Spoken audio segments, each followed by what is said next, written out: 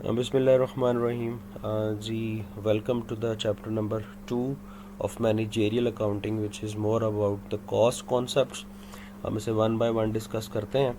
But before that, I would like to discuss the learning objectives of this chapter, and obviously it will give a good idea what sort of contents the chapter holds, right? So, what this chapter expect that after studying you will be able to identify and give some examples of basic categories of the manufacturing cost. Obviously, these are the material related cost, labor related cost, and uh, other costs which are incurred by the manufacturing businesses. And you will be able to distinguish between product cost and period cost, and you will be able to understand cost behavior patterns, including variable cost, fixed cost, and mixed cost. इसको भी देखेंगे. Obviously, students will be able to prepare the income statements for a merchandising company. हम बड़ी एक simple format को understand करेंगे कि किस तरह से वो जो कॉस्ट ऑफ गुड्स सोल्ड का सेक्शन है वो प्रिपेयर किया जाता है, और फिर हम लोग अंडरस्टैंड करेंगे डायरेक्ट और इनडायरेक्ट कॉस्ट के कॉन्सेप्ट को, और बाकी ऑब्जेक्टिव्स को भी मीट करेंगे.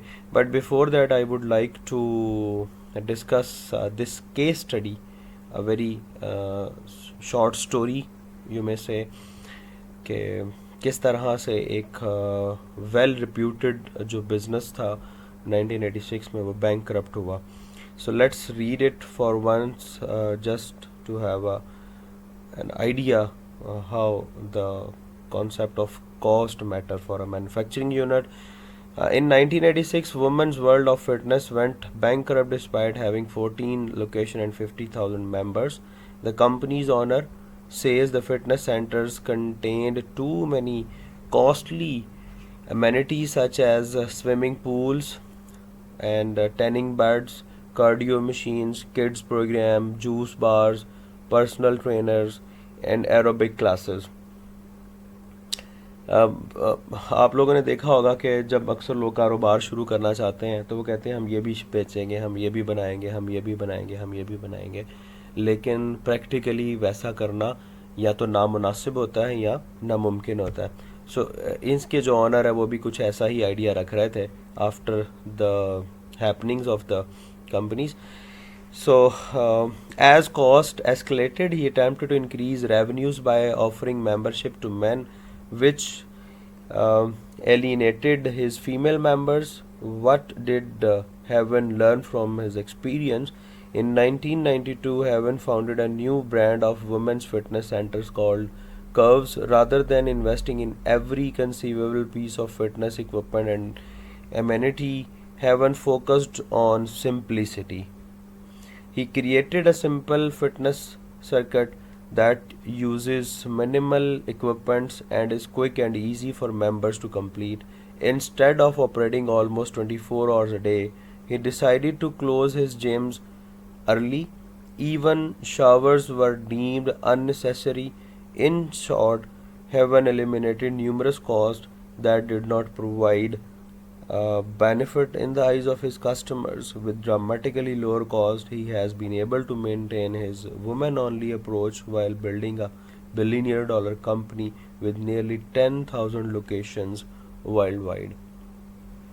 So, मैं अगर आप लोगों से ये बात पूछूं कि एक शॉर्ट स्टोरी पढ़ने के बाद आपके जहन में क्या क्वेश्चंस अराइज हुए हैं, तो ऑब्वियसली आपको एक आइडिया हुआ होगा कि this is not suitable and this is not even possible for a single business कि वो हर तरह की सर्विसेज देना शुरू कर दे, बिकॉज एक तो प्रैक्टिकली आपके लिए हैंडल करना मुश्किल हो जाता है, दूसरी जानिब वो आपके कुछ कॉस्ट एस्पेक्ट ऐसे सामने आना शुरू हो जाते हैं जो आपकी बिजनेस की ओवरऑल कॉस्ट को इतना बढ़ा देते हैं कि आपका रेवेन्यू मार्जिन जो है वो रिड्यूस होना शुरू हो जाता है.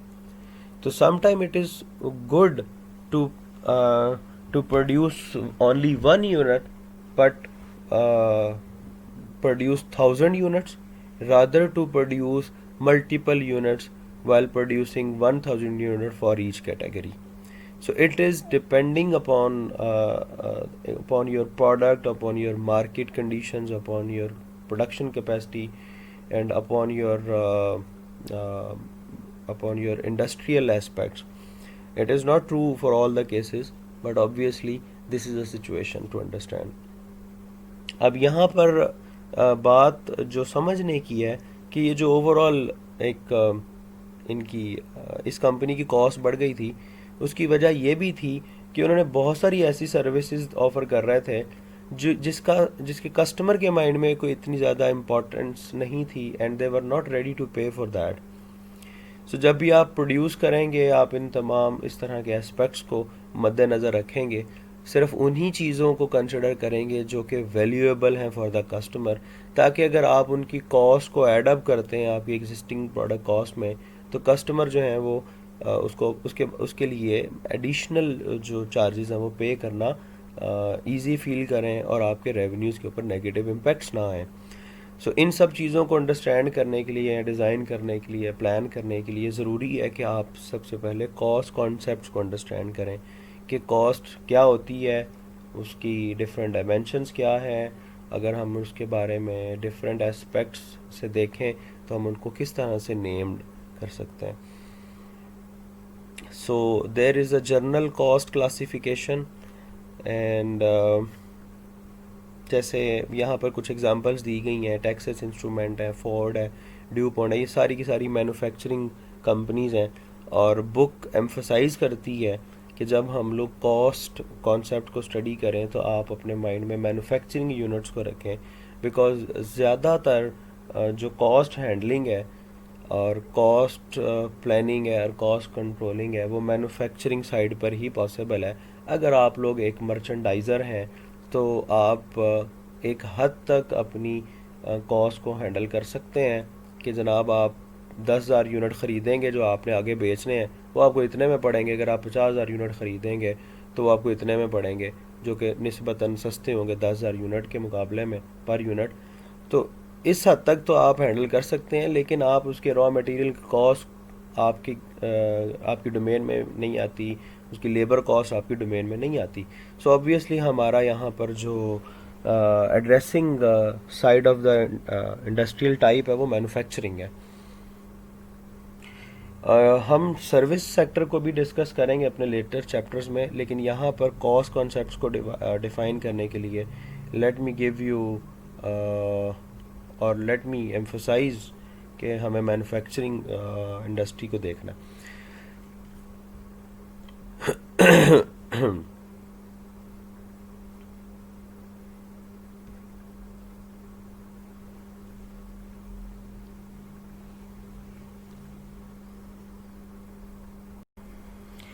ओके जी, हम बात करते हैं मैन्युफैक्चरिंग कॉस्ट की.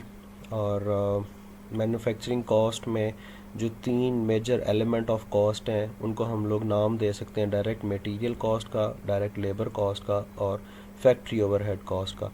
यहाँ पर आपकी बुक ने इसको जो नाम दिया हुआ है वो मैन्युफैक्चरिंग ओवरहेड के नाम से इसको कंसिडर कर रहे हैं, बट अगेन इसके कुछ और भी नाम है, लेकिन वो हम जो ही उस सेक्शन पे जाते हैं तो मैं आपको उनको भी एक्सप्लेन कर देता हूँ. सो अगर हम लोग डायरेक्ट मटेरियल कॉस्ट की बात करें तो इससे पहले ये जानना ज़रूरी है कि डायरेक्ट मटेरियल से क्या मुराद है. देखें, अगर मैं आपको यहाँ सादी सी मिसाल दूँ, जैसे मैंने पहले भी शायद मिसाल दी थी कि अगर एक ऐसा मैन्युफैक्चरिंग यूनिट है जो धागा बनाता है तो उसके लिए कॉटन बेल्स रॉ मटेरियल की हैसियत रखती हैं. लेकिन एक मैन्युफैक्चरिंग यूनिट है जो ग्रे क्लॉथ बनाता है तो उसके लिए जो कोन्स हैं धागे की वो रॉ मटेरियल की हैसियत रखती हैं. अगर एक बिज़नेस ऐसा है जो खुद ही कॉटन बेल्स ख़रीदता है और फिर उससे ग्रे क्लॉथ तक फिनिश गुड बनाता है, तो हम ये कहेंगे कि उसका एक जो मैन्युफैक्चरिंग यूनिट है उसका रॉ मटेरियल कॉटन बेल्स हैं, और उस कॉटन बेल्स को स्पिन करते हुए धागा प्रोड्यूस करते हैं, और वो धागा उस मैन्युफैक्चरिंग यूनिट की फिनिश गुड है, और वो धागा रॉ मटेरियल के तौर पर उसी बिज़नेस के सेकंड मैन्युफैक्चरिंग यूनिट में एज अ रॉ मटेरियल जाता है, जहाँ से ग्रे क्लॉथ बन के बाहर निकलता है, और वो grey cloth second manufacturing unit की फिनिश गुड है. राइट. सो डिपेंड करता है कि with in the business different manufacturing units हैं या एक ही मैन्युफैक्चरिंग यूनिट कंप्लीट बिज़नेस की हैसियत रखता है। तो जो भी मटेरियल इस्तेमाल हो रहा है प्रोडक्ट बनाने में, वो रॉ मटेरियल की हैसियत रखता है। अगर मैं लेदर बैग्स की मिसाल दूं तो जो उसमें चमड़ा है वो भी रॉ मटेरियल है, जो उसके ऊपर बटन्स लगते हैं वो भी रॉ मटेरियल है, जो उसके ऊपर धागे की वजह से स्टिचिंग हो रही है वो भी रॉ मटेरियल में आता है, जो उसके ऊपर सोल्यूशन पेस्टिंग के लिए इस्तेमाल हो रहा है वो भी रॉ मटेरियल है। लेकिन हम ये कहेंगे कि ऐसा मटेरियल जो कि हुजम में वाज़े नज़र आ रहा और उसे हम लोग कैटेगोरिकली मैयर कर सकते हैं, स्पेसिफाई कर सकते हैं, ट्रेस आउट कर सकते हैं, उस तरह के रॉ मटेरियल को हम लोग डायरेक्ट मटेरियल का नाम देंगे, राइट। तो अगर मैं कहूँ कि जैसे मेरी चमड़े के बैग वाली जो एग्जांपल है, तो उसमें चमड़ा रॉ डायरेक्ट मटेरियल है और उस पर जो बटन्स लग रहे हैं, जो क्लिप्स लग रहे हैं और जो पेस्टिंग के लिए सोल्यूशन यूज़ हो रहा है वो डायरेक्टली ट्रेसेबल नहीं है या major cost of the product में फॉल नहीं करता, तो उसे हम लोग इनडायरेक्ट मटेरियल के नाम से जानेंगे। और याद रखें कि जो इनडायरेक्ट मटेरियल है वो फैक्ट्री ओवरहेड में कंसिडर होता है, ठीक है, या मैन्युफैक्चरिंग ओवरहेड कॉस्ट में उसे कंसिडर करते हैं। So let me read for once for you people, the material that go into the final product are called raw material. Raw material refer to any material that are used in the final product, and the finished product of one company can become the raw material of another company, as I already told. It could be a case within the organization between manufacturing units, and it could be the case between different manufacturing units. So as far as costing is concerned, obviously अगर आप सिर्फ धागा spin कर रहे हैं तो cotton bells से लेकर धागा बनने तक की जो भी मटेरियल इस्तेमाल हो रहा है वो आपका मटेरियल कॉस्ट होगी। लेकिन उसमें हम कैटेगोरिकली देख लेंगे कि डायरेक्ट मटेरियल कॉस्ट कौन सी है और इनडायरेक्ट मटेरियल कॉस्ट कौन सी है। Right, raw materials may include both direct and indirect materials. As I already told, direct materials are those materials that become an integral part of the finished product and whose cost can be conveniently traced to the finished product. Right, traceable है, आपको उसके हुजम की वजह से, उसके major portion होने की वजह से आप उसे मैयर भी कर सकते हैं, आसानी से उसे कैटर भी कर सकते हैं। But materials such as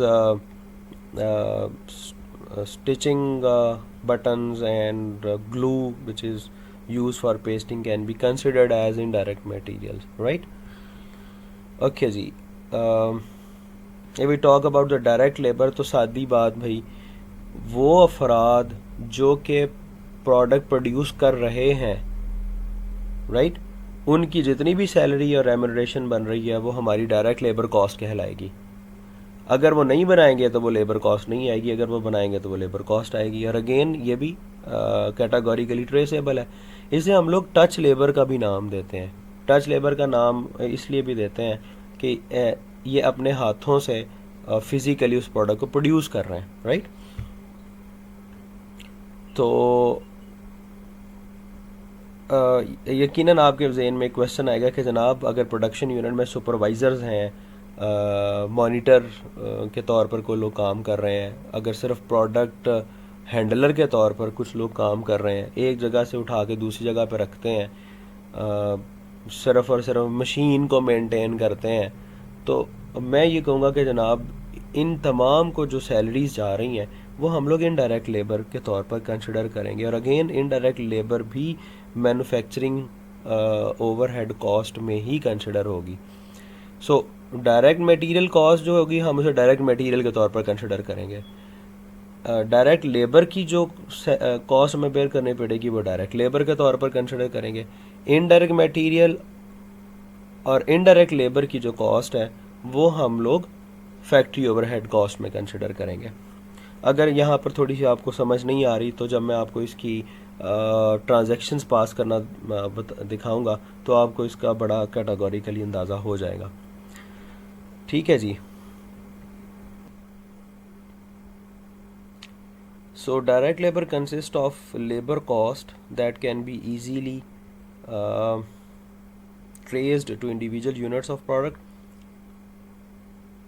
Direct labor is sometimes called touch labor because direct labor's worker typically touch the product while it is being made. इसकी एक और रीज़न ये भी है जो स्कॉलर्स एक्सप्लेन करते हैं, वो ये है कि यूजुअली जो प्रोडक्शन से रिलेटेड लोग हैं जो फिज़िकली प्रोडक्ट प्रोड्यूस कर रहे होते हैं, उनकी सैलरीज़ का मेजर जो पोर्शन होता है वो बेस कर रहा होता है एक्टिविटीज़ के नतीजे में सैलरी उनकी बन रही होती है। आई मीन अगर वो प्रोड्यूस करेंगे तो उनकी सैलरी बनती है, अगर वो नहीं प्रोड्यूस करते तो उनकी कोई सैलरी नहीं बनती।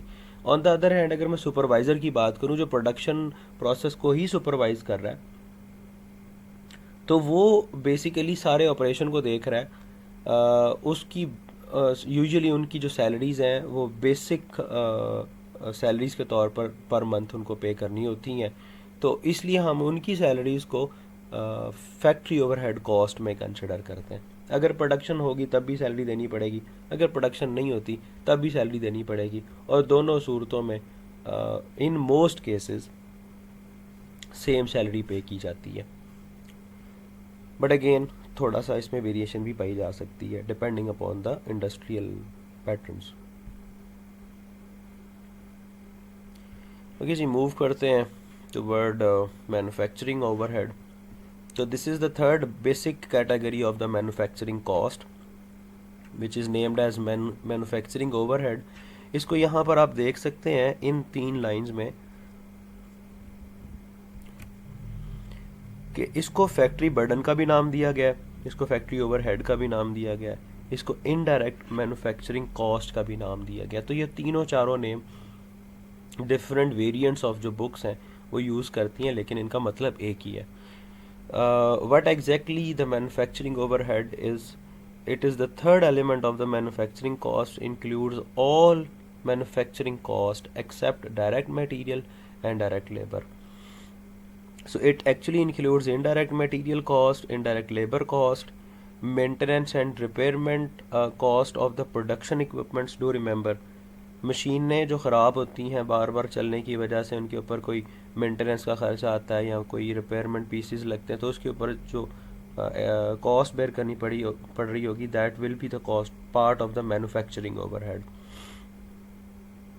ओके, अगर ऑफिस का मॉनिटर ख़राब हो गया और उसकी रिपेयरमेंट पे 5,000 रुपये लगा, तो वो आप मैन्युफैक्चरिंग कॉस्ट में नहीं डालेंगे, ठीक है।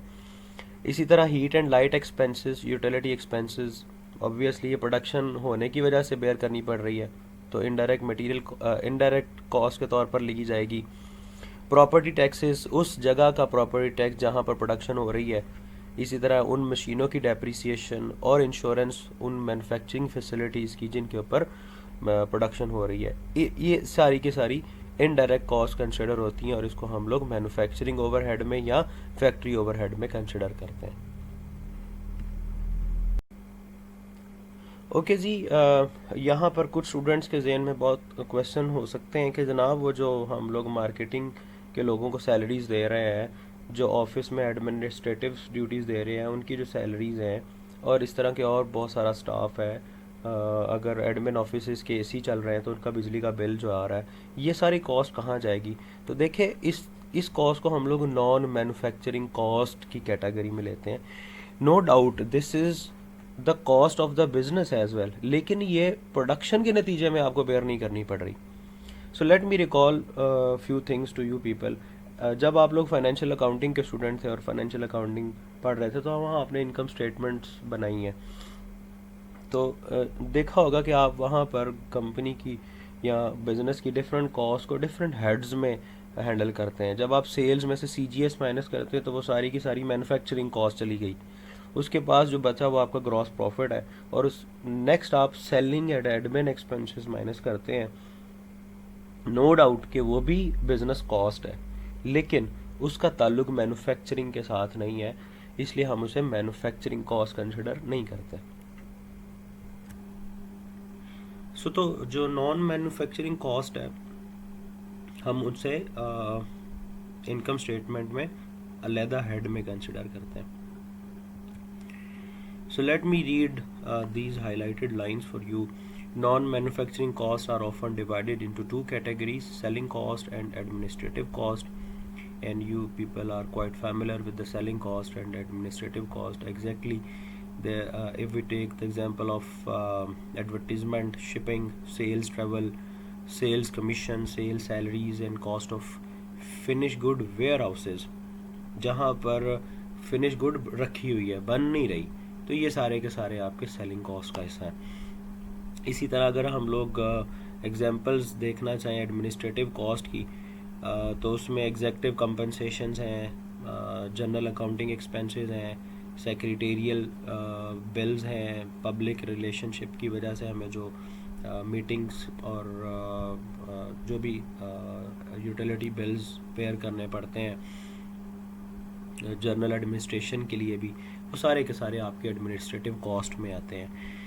अच्छा, as far as a student of managerial accounting, आपको ये बात आपकी डीप अंडरस्टैंडिंग होनी चाहिए कि देखें, जब आपने कस्टमर से ऑर्डर्स लेने हैं, जब आपने प्रोडक्ट बनाने का सोचना है, तो आपको ये जानना ज़रूरी है कि आपको प्रोडक्ट पर यूनिट कितनी में पड़ेगी, राइट।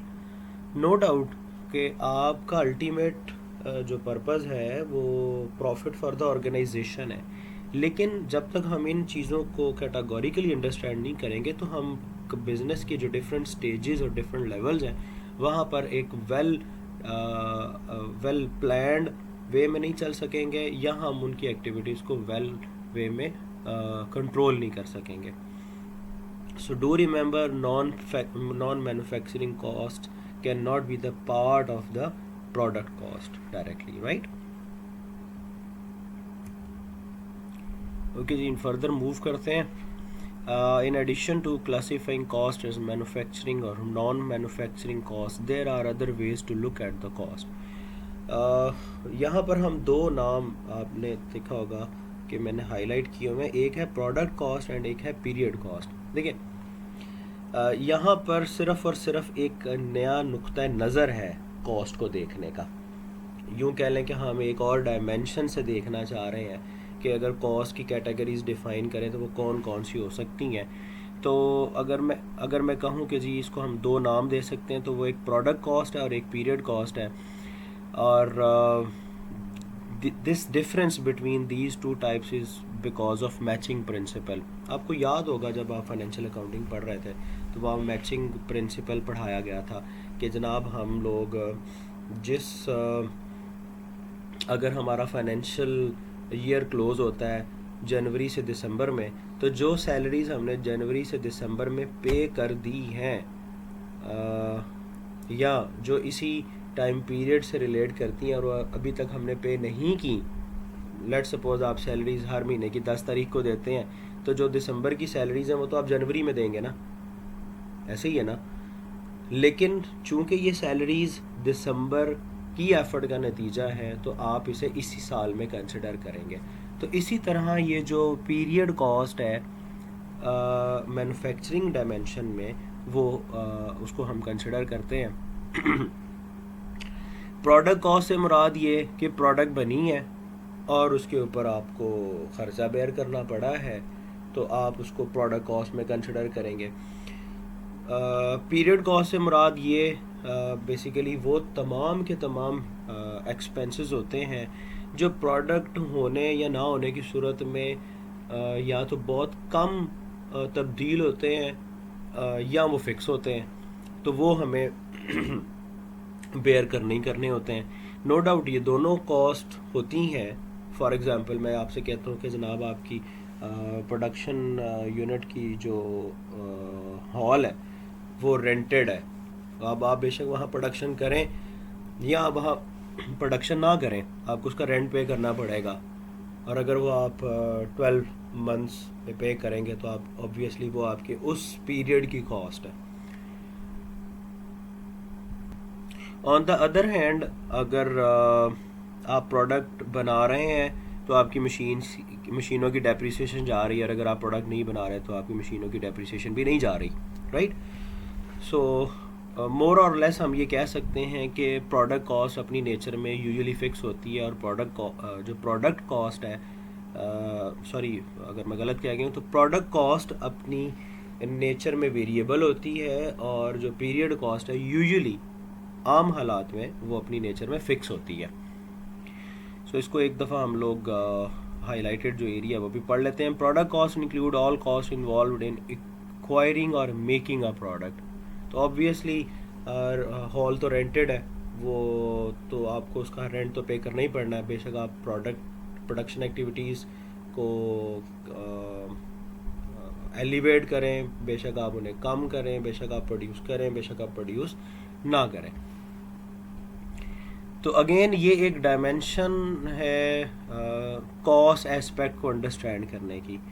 इससे आप different types of decisions design करते हैं और चीज़ों को प्लान आउट करते हैं. यकीनन ये चीज़ें हम लोग अगले लेटर चैप्टर्स में जाकर कैटर फॉर भी करेंगे. यहाँ पर सिर्फ ये फॉर एग्ज़ाम्पल आप देख लें कि अगर हम लोग पीरियड कॉस्ट की कुछ एग्जांपल्स लें तो जो सेल्स कमीशंस हैं, एडवर्टाइजिंग हैं, एग्जेक्टिव सैलरीज़ हैं, पब्लिक रिलेशंस हैं, ये सारी की सारी आपकी पीरियड कॉस्ट में फॉल करती हैं. लेकिन अगर मैं बात करूं कि salaries for the direct labour, इसी तरह cost to be incurred for direct material, तो वो आपकी मेरे भाई प्रोडक्ट कॉस्ट में फॉल करती है. कॉस्ट को हम लोग एक और डायमेंशन से भी देखते हैं और फिर हम लोग कंपैरेटिव वर्ड्स देते हैं प्राइम कॉस्ट का और कन्वर्जन कॉस्ट का.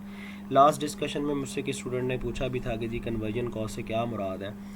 तो अगर मैं आपको सिर्फ सादे लफ्ज़ों में समझाना चाहूँ तो यहाँ पर आप इस डायग्राम से बड़ा इजीली अंडरस्टैंड कर लेंगे कि जैसे हम लोगों ने अभी पढ़ा है कि जी मैन्युफैक्चरिंग कॉस्ट की 3 मेजर कैटेगरीज हैं, जिसमें डायरेक्ट मटेरियल कॉस्ट है, डायरेक्ट लेबर कॉस्ट है और मैन्युफैक्चरिंग ओवरहेड कॉस्ट है. अगर हम इन दोनों को जमा कर दें, डायरेक्ट मटेरियल और डायरेक्ट लेबर को, तो वो हमारी प्राइम कॉस्ट कहलाएगी, राइट. और अगर हम इन दोनों को जमा कर दें, यानी कि डायरेक्ट लेबर को और मैन्युफैक्चरिंग ओवरहेड कॉस्ट को, तो वो हमारी कन्वर्जन कॉस्ट कहलाएगी. और नाम से जाहिर है कि ये ऐसी कॉस्ट है जो कि हमें इस डायरेक्ट मटेरियल को फिनिश गुड में कन्वर्ट करने के लिए बेयर करनी पड़ रही है, तभी हम लोग इसको कन्वर्जन कॉस्ट का भी नाम देते हैं. So we can say that materials that can be conveniently traced to a product, that is the direct material. Similarly direct labor already defined and similarly manufacturing overhead is already defined. तो इन दोनों को जमा कर दें तो हमारी prime cost निकल आएगी और इन दोनों को जमा कर दें तो हमारी कन्वर्जन कॉस्ट निकल आएगी. So as far as question is concern, अगर मैं आपको कहता हूँ कि जनाब एक मैन्युफैक्चरिंग यूनिट है, उसका डायरेक्ट मटेरियल 10,000 का था, डायरेक्ट लेबर 10,000 की थी और फैक्ट्री ओवरहेड 25,000 थे, तो उसकी प्राइम कॉस्ट कितनी? आप कहेंगे सर 10,000 जमा 10,000 20,000 उसकी प्राइम कॉस्ट है. और अब मैं कहूँ कि जनाब उसकी कन्वर्जन कॉस्ट है, तो आप कहेंगे जी 10,000 की डायरेक्ट लेबर और 25,000 के फैक्ट्री ओवरहेड, तो लिहाजा उसकी कन्वर्जन कॉस्ट जो है वो 35,000 है. I hope you people get my answer.